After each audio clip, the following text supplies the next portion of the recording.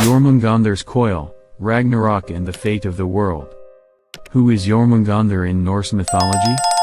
Jörmungandr, in Germanic mythology, was the serpent son of Loki, god of fire, and the frost giantess Angrboda, and the brother of Fenrir and Hel. Odin arranged for these monstrous children to be kidnapped and brought to Asgard. He then threw Jörmungandr into the ocean, where he grew so long that he encircled the earth and was known as the Midgard serpent. At Ragnarok, Jörmungandr was to come onto the earth and be slain by Thor. However, it was Jörmungandr's poison from the battle that killed Thor.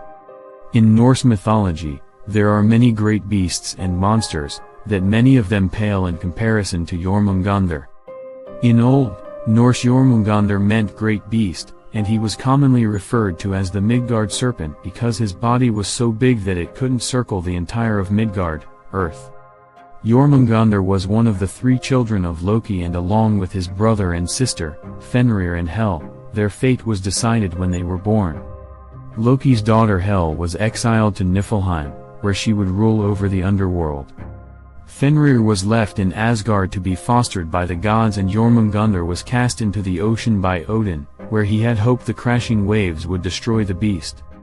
But to Odin's surprise, Jörmungandr consumed the ocean until he grew so big that with his tail and his mouth, he could encircle the entire of Midgard. How does Jörmungandr looks like? Jörmungandr's physical appearance does vary. In some depictions, he appears as a monstrous snake, and in others as a serpent-like dragon.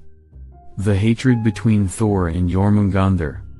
Jörmungandr was particularly hated by the god Thor, and there are numerous tales of altercations between the two. The hatred began when Thor and a company of other gods visited the land of the giants, where they came across a huge castle.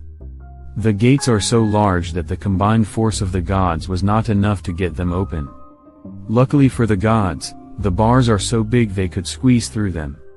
Upon hearing that he had guests, the king of the castle told the gods that if they expected his hospitality, they would first have to perform a series of feats to impress him. Thor was given the very simple task of lifting the king's pet cat from the ground, a task that was considered so mundane that even the children of the castle could do it. Despite his immense strength, Thor could not complete this task, only managing to lift one of the cat's paws above the ground. Back home in Asgard, Thor was considered more than capable of handling his drink, and so, the king challenged him to drink the castle's great drinking horn. Once again, Thor was unable to complete the task as the level of meat barely fell below the rim. After these failures, Thor was furious and demanded to fight one of the king's fiercest warriors. The king laughed and mocked Thor, telling him the early opponent that would be a fair fight would be the nurse of the castle. Thor begrudgingly accepted the challenge and began to wrestle with the elderly woman, but even in this task, he would fail. The next morning when leaving the castle, the king confessed the truth to Thor and the rest of the gods. The tasks that he had given them were more than they appeared. The gods of Asgard had been tricked by powerful enchantment and magic.